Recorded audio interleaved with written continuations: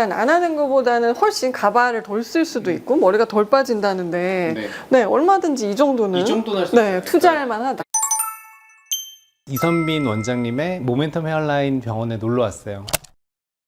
놀러 온 이유가 그 이선빈 원장님이 공부를 굉장히 열심히 하시고 그래서 배울 게 되게 많아서 제가 질문도 되게 많이 하고 그렇지 마. 이거 궁금했습니다.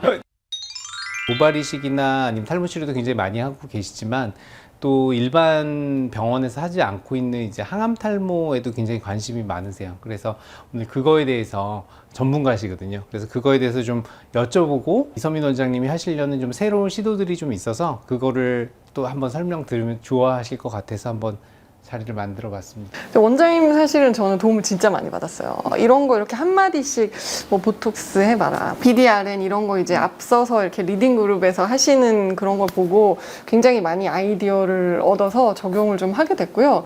그래서 그 원장님이 이렇게 잘 쓰시는 것들, 저는 이렇게 좋은 것만 따와서 써보니까 진짜 결과가 좋더라고요.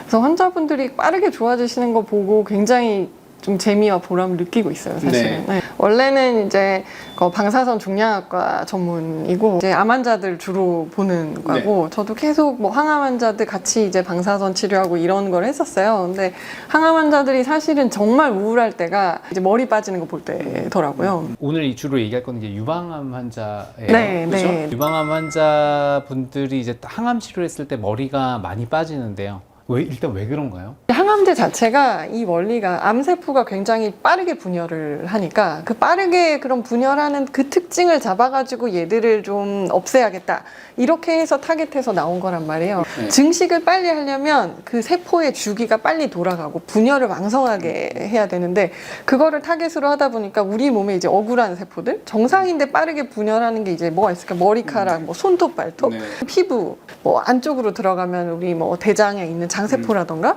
그러니까 이런 빠르게 분열하는 건 억울하게 이제 타겟이 돼가지고 이렇게 얘들도 그러면은 손상이 오는 거죠. 공격을 받는 네, 공격을 받는데 그러면은 얘들이 이제 제일 잘 보이는 게 머리카락 같은 거는 빠져버리니까 유방암 치료에서 더 특히 그런 이유가 있을까요? 유방암에서는 특히 이제 얘기를 하는 게 두 가지 측면이에요. 하나는 여명이 굉장히 긴 환자들이 많죠.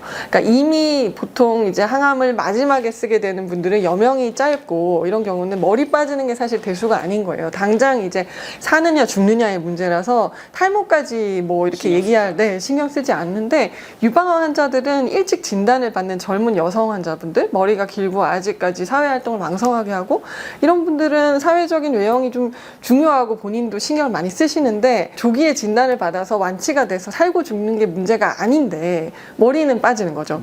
그러니까 그 환자들에서 특히 이게 문제가 되는 거고 두 번째 측면 중요한 게 뭐냐면은 이제 아까 여명이 길고 이 말씀드렸잖아요. 근데 유방암은 뭐냐면 유방암에 쓰는 약제들이 특히 머리를 잘 빠지게 하는 약제이기 때문에 문제가 됩니다. 그래서 다른 이제 수많은 약제가 있는데 모든 약제가 머리를 빠지게 하는 거는 아니란 말이에요. 써보신 분들은 알겠지만 폐암에서 쓰는 뭐 면역 항암제 이런 거는 거의 머리가 빠지지 않아요. 네. 그리고 그 약들 중에 사실은 탈모가 일시적으로 오는 경우도 많아요. 그럼 지나고 나면 회복이 돼서 문제가 없는 경우도 많은데 유방암은 영구 탈모를 일으키는 약들을 두 가지를 겹쳐서 써요. 뭐죠, 대표적으로? 그러니까 우리가 이제 안스라사이클린 계열이라고 얘기하는 뭐 독소루비신, 뭐 아드리아마이신 이런 약들이 이제 대표적인 하나고 하나는 이제 탁센 계열이에요. 그러니까 뭐 파크리탁셀이라든지 도세탁셀 같은 약이 대표적인 약인데 그 두 가지가 각각 다 영구 탈모를 잘 일으키는데 유방암은 가뜩이나 머리 긴 젊은 여자분들인데 그거를 두 개를 겹쳐서 그것도 굉장히 오래 쓰는 경우가 많아서 영구 탈모 비율이 굉장히 높거든요. 그래서 그런 이제 약제 측면에서도 이제 문제가 될 수 있는 거죠. 네. 항암제를 맞고 나서 그다음에 1, 2주 사이에 두피라든지 몸에 있는 채모가 전부 다 소실되는 걸 얘기를 합니다. 그래서 중요한 게 항암제를 맞았다고 그 다음날 바로 머리가 빠지는 게 아니고 한 1, 2주 정도의 간격이 있다는 거죠. 그래서 시간차를 두고 머리가 빠지기 시작해서 한 3, 4주까지는 계속 빠지게 됩니다. 두피 냉각 치료는 머리를 그냥 차갑게 만드는 거예요, 한마디로. 근데 이 차갑게 만드는 게 뭐 무슨 의미가 있냐? 항암제가 우리가 이제 이렇게 혈액으로 줬을 때 혈류를 타고 전신을 돌게 되는데 머리카락에 갔으면 이게 그만큼 모낭 세포를 손상시키게 된다고 아까 말씀드렸잖아요. 근데 이때 만약에 혈류를 확 수축시켜서 냉각을 하면 항암제가 그만큼 덜 가게 됩니다. 그러니까 물리적으로 우리가 장벽을 만드는 거랑 똑같죠. 가장 농도가 높을 때가 첫 항암제가 들어갔을 때 몇 시간이거든요. 그래서 그 2-3시간 동안만 좀 냉각 모자로 해서 보호를 해주면 머리가 훨씬 덜 빠지더라. 그래서 연구를 해봤더니 가발을 안 써도 되는 사람들도 꽤 있고, 그러면 난 이미 첫 번째 항암 맞고 다 빠졌는데 굳이 이걸 할 필요가 있을까? 2차, 3차, 4차? 근데 그게 이제 필요가 있다는 게 나중에 회복하는 속도라든지 연구 탈모가 오는 비율에서 훨씬 유리했어요. 이미 내가 다 빠졌고 다 깎았더라도 냉각 치료를 하면 그 뒤에 이제 회복하는 게 훨씬 유리하다. 이런 원리가 밝혀져서 지금 아주 단순하고 그다음에 부작용 없이 시행을 할 수 있기 때문에 여러 가지 타입의 모자와 기계가 나오고 있어요. 이제 머리에 냉각을 하거나 했을 때 이쪽에서 그러면 혹시 병이 더 생기면 재발하면 어떡하지? 이런 걱정을 이제 환자분들이 많이 물어보세요. 근데 이제 연구 결과를 다 종합을 해보면 그렇지 않았다. 이쪽에 일시적으로 그 모낭의 혈류를 막았다고 해서 여기 암이 막 생긴다든지 뭐 브레인 메타스타시스가 생긴다든지 이렇지 않았다. 이제 타겟 온도가 모낭 그 아래 온도는 18도씨고 쏴주는 그 머리에 닿는 온도는 3도씨거든요. 그러니까 사실은 그 정도로 해서는 뭐 뇌라든지 뼈에 가는 것까지 혈류를 어떻게 하지는 못하고, 다만 이 피부 정도는 이 모낭 아래의 온도가 그 정도만 돼도 훨씬 이제 얘들이 살아가는데 도움이 되더라. 3도가 사실 되게 차가운 거거든요. 네, 네. 3도면 거의 얼음이에요. 그러니까 얼음을 대고 있는 거기 때문에 소아암들은 뭐 하루 종일 뭐 12시간 이상 맞고 폐암도 5시간, 6시간 맞는데 계속 쓰고 있기는 좀 힘들잖아요. 근데 2-3시간은 그러니까 쉬어보니까 3도씨 모자를 2-3시간 쓰고 있는 거는 사람들이 해볼만 하다.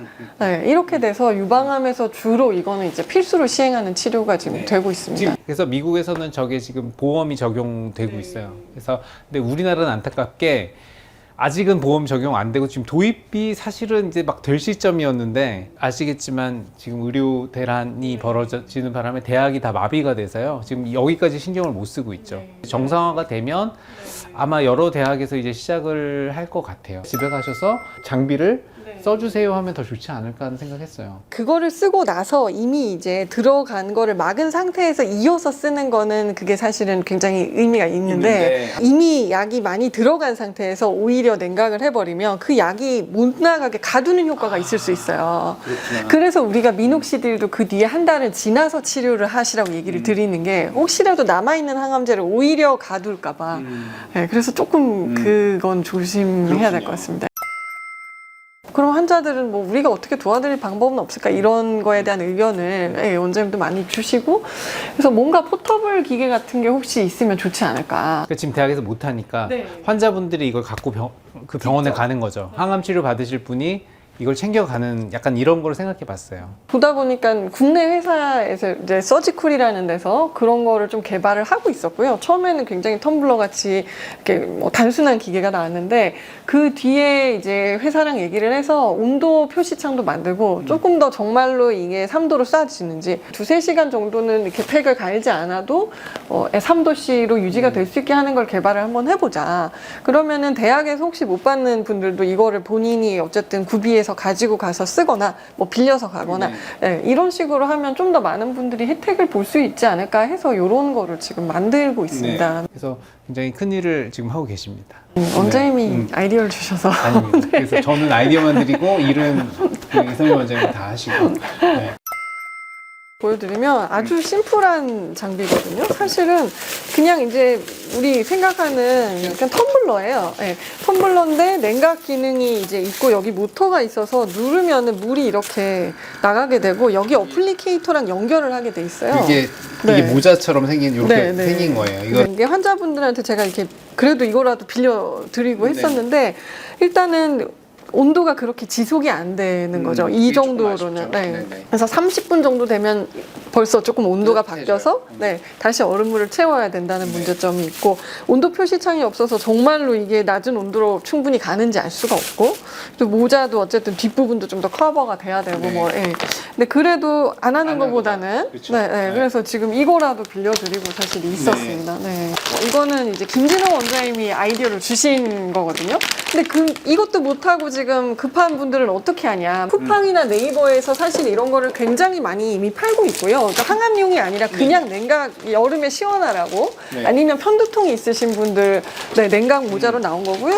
보시면 심플한 타입은 이런 식으로 그냥 냉동실에 얼음팩을 얼려놨다가 네. 여기 이렇게 끼울 수 있게 돼 있어요. 그럼 네. 3개 정도 끼워서 이렇게 쓰면은 이걸로 그래도 한 1시간 정도 가고 이제 조금 차가움이 덜하면은 이제 다른 팩으로 갈고 이런 식으로 할 수 있고요. 여기는 아예 내장돼 있네요. 네, 이런 이거는 젤팩 같은 게 젤팩이 내장돼 있습니다. 네. 그래서 이런 타입은 얼지를 않아서 이런 걸 한 2개 사셨다가 번갈아 하면서 하나는 얼려놓고 그다음에 하나는 빼가지고 이렇게 이제 네. 쓰는 거죠. 네. 근데 써서 여기 이렇게 머리 다 쌓이게끔 해서 한번 써볼게요. 네.